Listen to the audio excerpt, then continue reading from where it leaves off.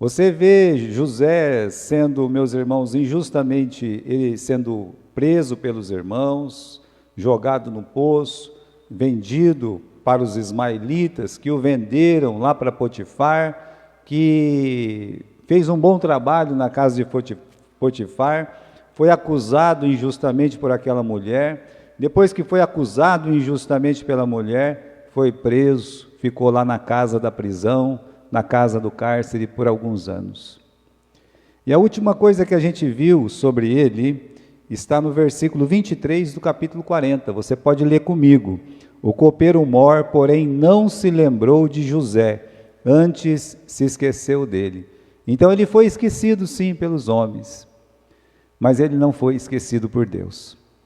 E isso nos ensina, que nós já falamos a semana passada, que José ele cometeu um erro grave, quando ele foi pedir ajuda para o copeiro. Ele não tinha que ficar implorando para o copeiro, me tira daqui, eu sou inocente, não fiz nada. Sabe por quê? Porque isso você tem que pedir para Deus, não para o homem. O que o copeiro realmente podia fazer? Não é verdade? Agora, a própria palavra de Deus diz que esse copeiro esqueceu dele, né? Passou 2 anos inteiros, isso a gente pode ver no versículo 1 do capítulo 41, que no fim de 2 anos, né? Isso ensina para nós o quê? Né? Que nós devemos descansar no Senhor e não no homem. Passou 2 anos? Passou. O que Deus vai fazer? Deus vai fazer, meus irmãos, o faraó sonhar. Então nós vamos sair aqui daquela dependência do homem e vamos entrar novamente na soberania de Deus. Deus, ele é maravilhoso. E só Deus mesmo para fazer essas coisas. Para pegar um filho dele, colocar num buraco para quase morte, colocar na casa de Potifar, que apesar do cargo continuava sendo escravo, depois deixar ele anos jogado ali na casa do cárcere, e ficaria ali, meus irmãos. Ficaria ali até apodrecer. Mas Deus está sempre com os servos dele. Deus sempre tem um propósito eterno com os filhos dele. Você nunca esqueça isso.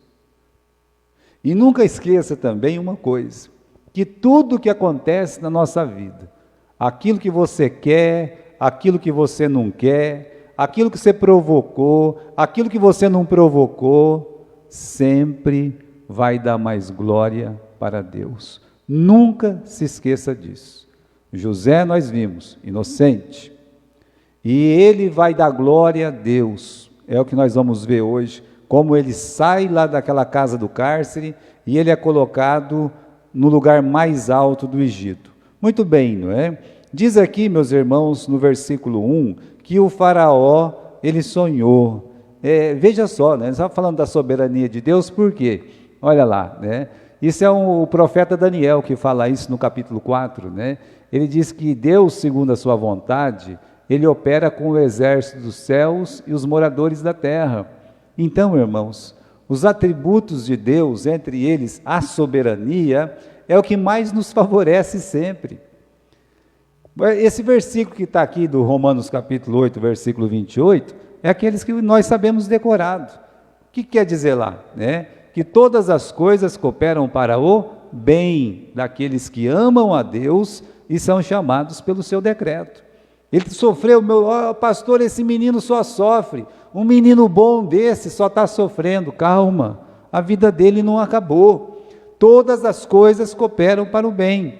E aí, meus irmãos, ele tem um sonho, né? Não é um sonho, são 2 sonhos, e para nós é muito fácil interpretar esse sonho, porque esse sonho, ele já foi interpretado. É como o sonho do Nabucodonosor, lá no livro de Daniel. Então, tudo que já está esclarecido na Bíblia, para nós é fácil. Mas ele começou, meus irmãos, ele estava dormindo, ele sonhou com aquelas 7 vacas gordas, de repente apareceu 7 vacas magras, e como o próprio faraó disse, olha, eu nunca vi umas vacas mais magras e mais feias, nunca vi tanta feiura numa vaca, como eu vi naquelas 7 vacas magras no Egito, e elas devoraram as 7 vacas gordas. Eu acordei, acordou, né? Mas ele dormiu de novo, e aí ele viu que brotou, né, do mesmo pé, 7 espigas lindas, lindas, lindas, e daqui a pouco veio 7 espigas horrível, mirrada, coisa horrível mesmo, e tomou conta daquelas 7 espigas fortes, bonitas, viçosas. Ele acordou de novo. Ele não sabia o que estava acontecendo. Ele é o faraó. Então ele chamou seus sábios, chamou seus doutores, os homens que sabiam de tudo lá no Egito. Mas, irmãos, os segredos de Deus, eles são separados para Deus e, quando Ele permite, para os seus filhos, para os seus eleitos. Então Deus já fez um sonho que ninguém ia interpretar mesmo. Por quê? Porque seria um meio de tirar o José daquela condição, de dar o prêmio para ele de fidelidade a Deus, exaltar ele, colocar ele, meus irmãos, numa posição realmente que, pela vida de José, era isso que nós esperávamos. Mas mais do que isso, Deus ele ia salvar da fome o mundo inteiro. Mas mais do que isso, Deus ele estava guardando a sua família, a família eleita, o seu Israel, o Israel de Deus. Então, meus irmãos, se precisar, Deus ele vira o mundo inteiro de ponta cabeça, mas ele vai cuidar dos seus. Ele faz sempre isso. Então, meus irmãos, aqui os sonhos eram claros o suficientes para serem cridos, né? Os fatos ocorrem na terra do Egito, na beira do rio Nilo, né? A vaca e também essas espigas de trigo, isso faz parte da cultura egípcia, principalmente da cultura antiga dos egípcios. O Egito era conhecido como a capital da plantação do trigo. Era conhecido, meus irmãos, a imagem do gado era uma imagem muito clara de deuses no Egito também. Então eram coisas claras para os egípcios. Vejam só, apesar de serem coisas claras para os egípcios não conseguiram decifrar esse sonho, né? Mas aí, meus irmãos, era claro para ser crido, mas estranho o suficiente para ninguém saber, né? Para ninguém. O versículo 8 diz que ele chamou, e no final do versículo 8, os sábios, e ninguém havia que interpretasse. Depois que houve um fracasso total de todos os sábios, o copeiro está lá, né? O copeiro está sempre assistindo tudo. Essa é a vantagem de ser o copeiro do rei. O copeiro do rei está enrolado, porque ele escutava tudo e não podia falar nada, né? Então ele está ali, ele está assistindo o fracasso de todos os sábios, com os copinhos na mão, né? E aí todo mundo está saindo dali, provavelmente ele esperou todos saírem, e ele disse: Faraó, agora eu estou me lembrando dos meus pecados. Olha o que ele diz no versículo 9 lá: das minhas ofensas eu estou me lembrando, né? Estou aqui pensando que eu fiz uma coisa muito errada. O que ele fez de errado, né? Contra o rei, porque ele foi contra o rei na época, ou contra o José? Pode ser tanto uma coisa quanto a outra, não é verdade? Mas aí, meus irmãos, ele faz uma retrospectiva do tempo que ele estava na prisão. Ele disse: olha, nós ofendemos o rei, é verdade, nós fomos presos.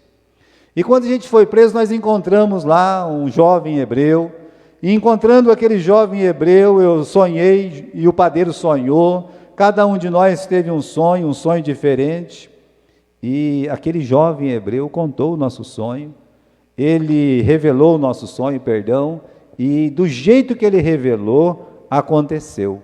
E aí, meus irmãos, não deu outra, né? Eu tenho até uma coisa aqui, né, sobre o jovem hebreu. Olha só, né? Jovem hebreu. A essência de um filho de Deus nunca se perde. Se você olhar como José foi chamado na vida dele, né, cada um via José de um jeito. Os títulos, às vezes pejorativos, às vezes um elogio, né? Mas ele foi chamado pelos irmãos de sonhador mor, né? Pelo Rúben, ele foi chamado de menino. O Rúben gostava de chamar ele de menino, né? E homem hebreu, escravo hebreu pela mulher de Potifar, agora ele é chamado de jovem hebreu. O faraó disse que ele era um homem que tinha o Espírito de Deus, né? Depois, no final, ele vai ser chamado de Zafenat-Paneia, né? Ou seja, o Senhor de toda a terra. Então, veja como o nome dele foi mudando durante o tempo, mas quando ele se revela para os irmãos, veja lá, versículo 14, em um só versículo você tem muitas sentenças. O faraó mandou chamar José, e fizeram sair logo do cárcere, e barbeou-se, mudou suas roupas, e apresentou-se a Faraó. As pessoas dizem que a primeira impressão é a que fica. Nem sempre, mas é muito importante. Antes dele ir, ele se barbeou, mudou as suas roupas, é o que está escrito aí, não é? Ele queria se apresentar o melhor possível.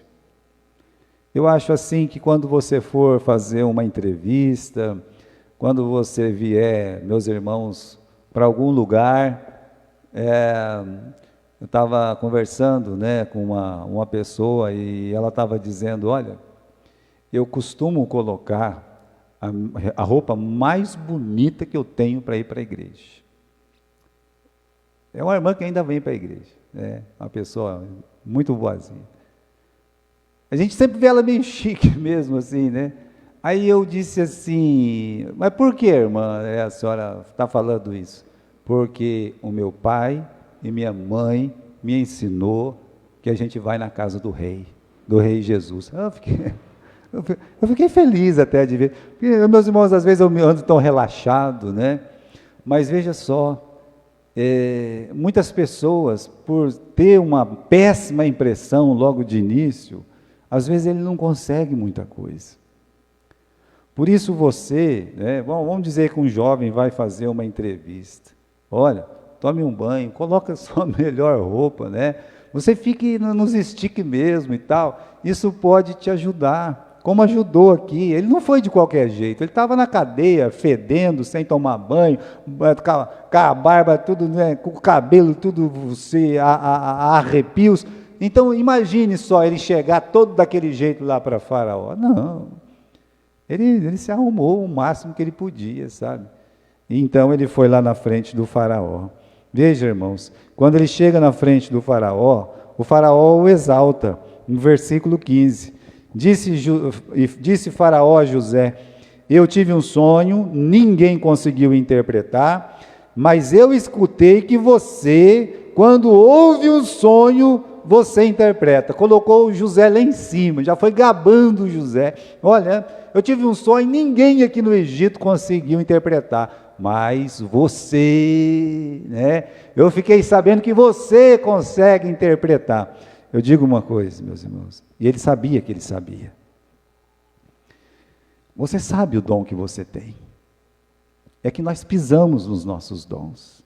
Como eu disse domingo, nós enterramos os nossos dons. Nós deixamos a coisa não fluir, né? A coisa não flui.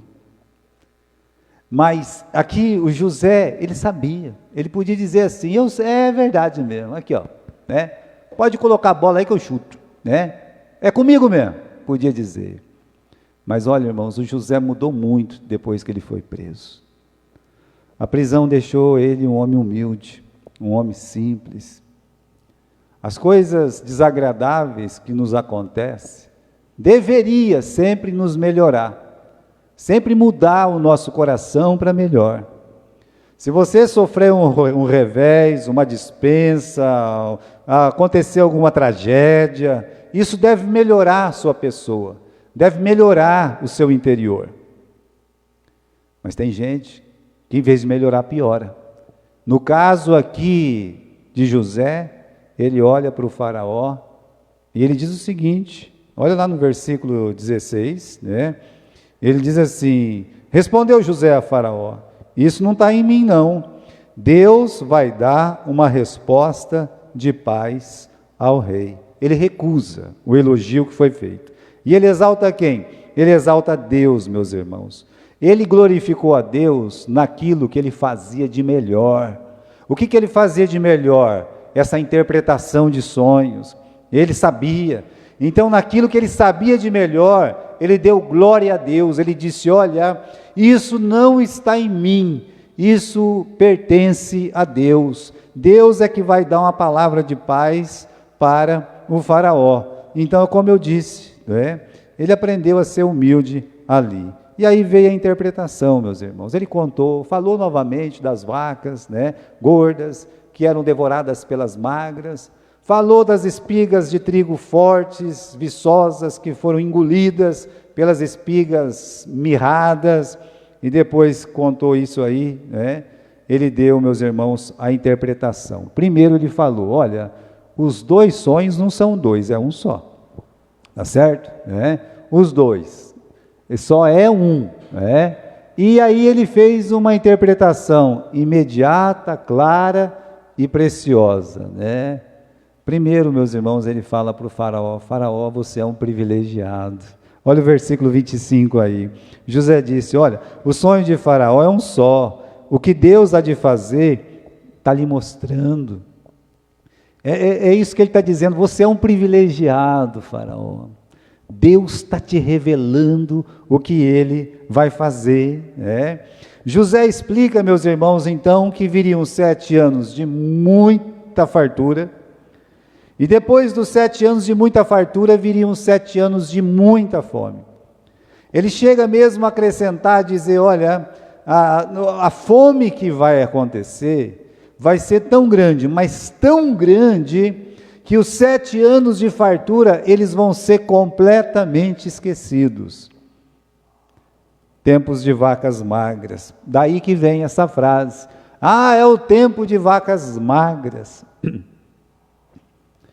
Irmãos, eu tenho assistido um pouco esses noticiários que vêm de fora. E acredite, você tem o seu emprego, fique em paz, fica quietinho. Você está lá, tem um saldo por mês, não exagera não começa a gastar à toa, não faça isso. Sabe por quê? Porque é feito tudo de graça. É por isso que num tempo de tanta pobreza como era em tempos antigos, o mundo inteiro pôde ser vacinado de poliomielite. Aí você vê a diferença de um e de outro. O José, ele sabe o que ele precisa fazer. Ele podia comprar o cargo dele. Mas vamos aqui. No capítulo, meus irmãos, 41, versículo 33. Faraó, antes que Faraó perguntasse alguma coisa, Faraó, previna-se agora de um homem entendido e sábio, e ponha sobre a terra do Egito. Faraó, faça o seguinte, pega um homem sábio, um homem prevenido, pegue um homem que o senhor vai precisar colocar ele sobre todo o Egito. E faz isso, faraó. Ponha governadores sobre a terra. Tome a 5ª parte da terra do Egito nos 7 anos de fartura. Cobra 20% de imposto. De cada 10 sacos de trigo, o senhor vai lá, pega 2 e guarda. Versículo 35. Ajunta toda a comida desses bons anos que vem. Amontoe-se o trigo debaixo da mão do faraó, para mantimento nas cidades, e o guarde. Esse alimento, esse mantimento tem que ficar debaixo das suas mãos, faraó. Esses 20% de tudo que a terra produzir, tem que ficar debaixo das suas mãos. O senhor vai ter que construir cidade, o senhor vai ter que fazer o seguinte, o senhor tem que guardar isso aí, isso deve ser guardado. E ele diz mais no versículo 36, será mantimento para provimento da terra, para os 7 anos de fome que haverá na terra do Egito, para que a terra não pereça de fome. Veja só, ele fala, o senhor precisa de um homem sábio, prevenido. Diga uma coisa, esse homem sábio, prevenido, ele tem que saber fazer o seguinte, cobre os impostos devidos, guarde tudo, faça-se os celeiros, olha, a coisa tem que funcionar dessa forma, eleja governadores, etc., e tudo vai funcionar, pode saber, mas calma lá, ele já mostrou o plano todo, e o faraó não precisava mais dele, correto? Uma vez que você já falou tudo, você não é mais útil. Então o faraó podia olhar para ele e dizer assim, valeu, nenê, volta para a prisão, né? Não podia ter feito isso, As pessoas costumam, às vezes, aproveitar das outras, e quando não precisa mais, chuta. Não é assim muitas vezes? Muito bem, irmãos. Está lá. A palavra de Deus nos ensinando o que é a verdadeira sabedoria. E aí no versículo 37, esta palavra foi boa aos olhos de Faraó e aos olhos de todo servo. E Faraó disse aos seus servos: onde é que a gente vai achar um homem que nem esse? Mas ele não falou, meus irmãos, um homem sábio. Não, ele não fala isso. Ele fala o seguinte: onde é que nós vamos achar um homem como esse, que tem o Espírito de Deus? Esse homem é um homem espiritual. Por isso, meus irmãos, eu vejo muita, mas muita humildade e a merecida recompensa da humildade. É como está escrito aqui, a exaltação de José, né? Essa postura, suas palavras foram tão agradáveis que até os empregados do faraó se agradaram, como está dito aí no versículo 37.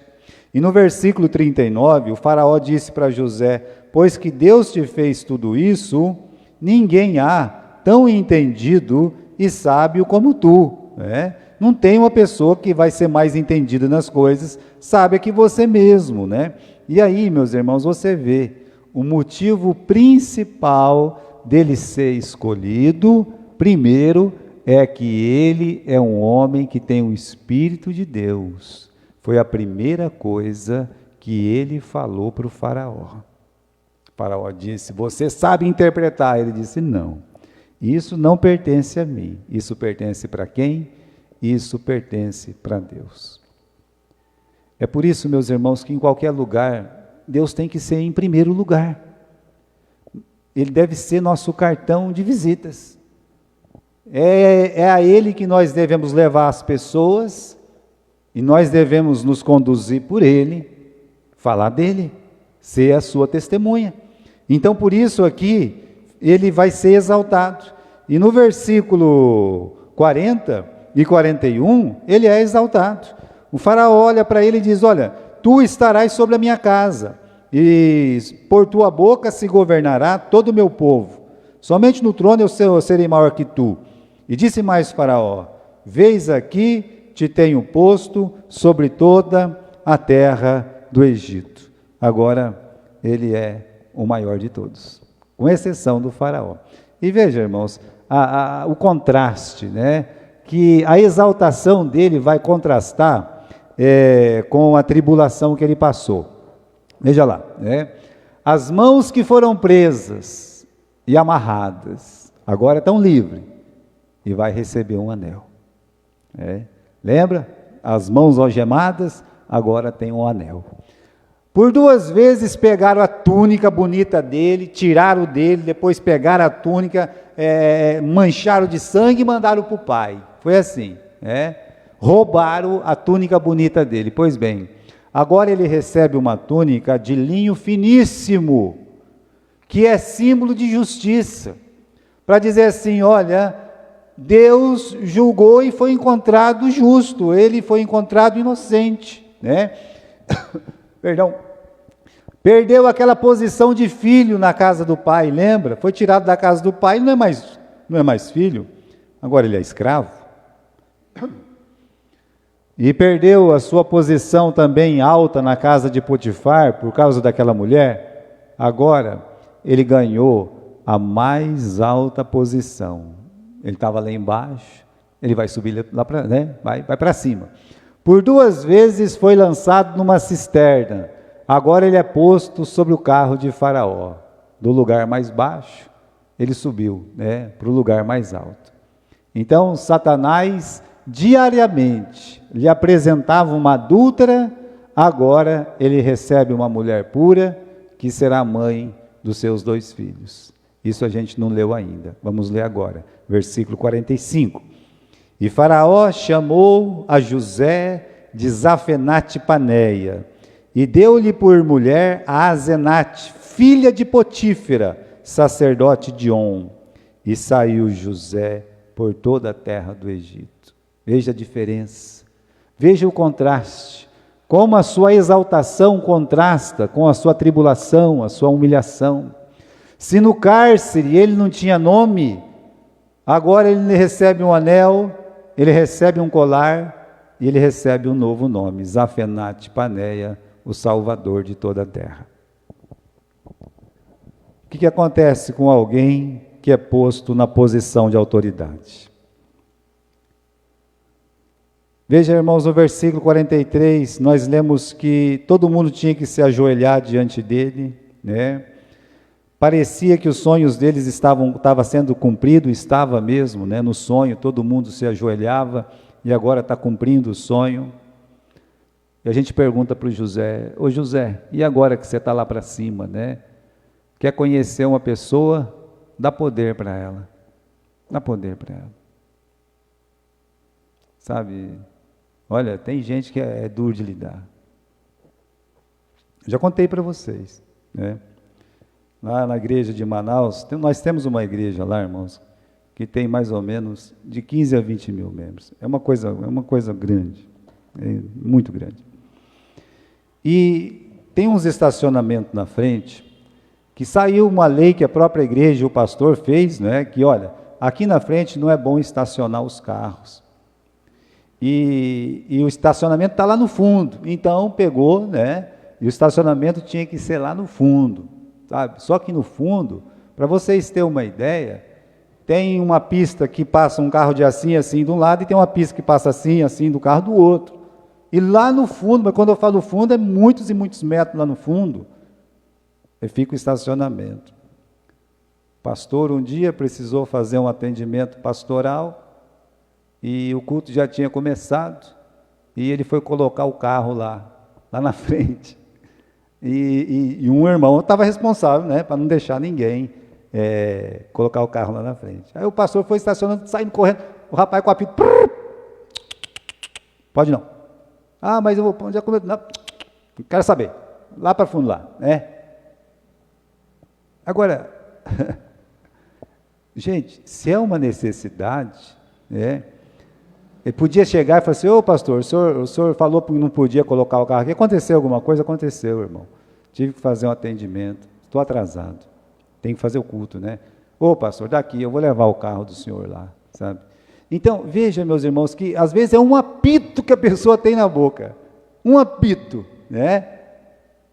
Pode ser um apito, pode ser uma farda, pode ser uma posição, aquela pessoa acaba, sabe? Aquela pessoa acaba.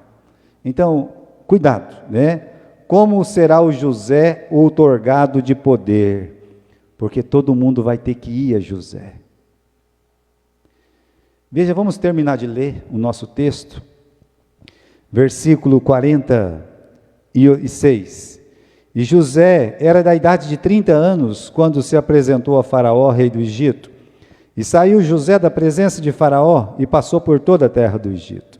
Nos 7 anos de fartura, a terra produziu abundantemente. E ele ajuntou todo o mantimento dos 7 anos que houve na terra do Egito, e guardou o mantimento na cidade, pondo nas mesmas o mantimento do campo que estava ao redor. Assim juntou José muitíssimo trigo, como a areia do mar, até que cessou de contar, porque não tinha mais como. E nasceram a José 2 filhos, antes que viesse o ano da fome, e lhe deu a Zenate, filha de Potífera, sacerdote de On. O primeiro José chamou de Manassés, porque disse: Deus me fez esquecer todo o meu trabalho e da casa do meu pai. E ao segundo chamou Efraim, porque disse: Deus me fez crescer na terra da minha aflição. E acabaram-se os 7 anos de fartura que havia na terra do Egito. E começaram a vir os 7 anos de fome, como José tinha dito. E havia fome em todas as terras, mas em toda a terra do Egito havia pão. Veja só, acabou o tempo bom, acabou o tempo da vaca gorda. E agora? Agora é o tempo da vaca magra. Só no Egito tinha pão. E tendo toda a terra do Egito fome, clamou o povo a Faraó por pão. E Faraó disse a todos os egípcios: Ide a José, o que ele vos disser, fazei. Lembre-se disso. Que autoridade ele tinha, né? Vá, José, o que ele decidir, está decidido. Que homem que tem uma autoridade agora.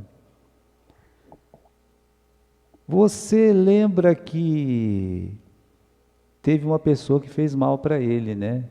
O Potifar com a esposa do Potifar, não foi assim? Você vê o José perseguindo essa gente? Você vê José humilhando alguém? Maltratando? Você não vê, você só vê José, meus irmãos, quando chegam os irmãos, ele realmente, ele precisa crescer espiritualmente, o comportamento dele às vezes deixa a desejar, mas ali no Egito, ele não humilha ninguém, ele só quer ajudar as pessoas, ele só quer que as pessoas fiquem vivas nesses 7 anos de fome. Então, e agora José, né? Então, quando você estiver numa posição privilegiada, você nunca esqueça disso. Foi Deus que te colocou lá para abençoar as pessoas. Se um dia você virar chefe, é para você abençoar as pessoas. Se um dia você, né, olha, Deus me deu a bênção de cuidar de alguém, então, olha, é para você abençoar aquela alma. Nós pais, mães, avós, tios e tias, olha que responsabilidade que Deus nos dá, de cuidar dos nossos. O Zafenate Paneia, é assim que ele foi chamado, né? Vamos terminar aqui o nosso estudo, né? Havendo, pois, fome sobre toda a terra, abriu José tudo em que havia mantimento, ou seja, ele abriu os celeiros e vendeu aos egípcios, porque a fome prevalecia na terra do Egito. E de todas as terras vinham ao Egito para comprar de José, porquanto a fome prevaleceu em todas as terras. Foi chamado de Zafenate Paneia, o nome quer dizer Salvador do mundo, ou mantenedor de vida. O propósito de Deus para José é que ele guardasse com vida, primeiramente Israel, por fim toda a terra. Nunca esqueça isso, tá? Em figura ele recobra Jesus. Por quê? José, assim como Jesus, foi um meio de bênção. José recebeu toda a autoridade sobre o Egito, e Jesus, ele recebeu toda a autoridade que vem do Pai. Ele tem toda a autoridade. Olha, você está debaixo daquele que tem toda a autoridade, que é Jesus. Então José tinha alimento em abundância, e Jesus também, ele é o pão da vida, ele é a água da vida. Um pão abundante, uma água abundante também.